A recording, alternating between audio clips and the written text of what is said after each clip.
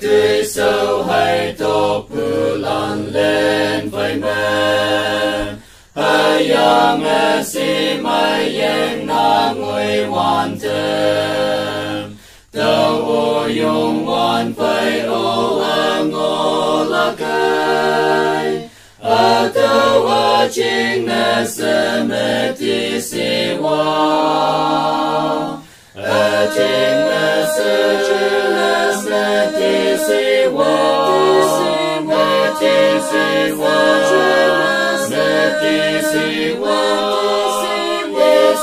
si ca ye isi ta ni la ta me ti si wa ayong ni la iya yen se si ayong pu ca ye ta wang tang như chính mà ôm nè tâm tao cần mẹ isi tang nghi cả lòng tao chính là sẽ mẹ ti si wa chính là sẽ ti si wa mẹ ti si wa mẹ ti si wa isi si ca ye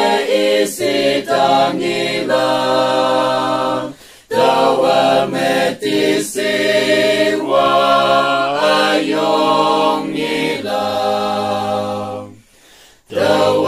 cần pu sim pa lan ngô ca lòng yen ki ye chin te mong mai ngô lòng ie cha ma mong mai ye hao ca mong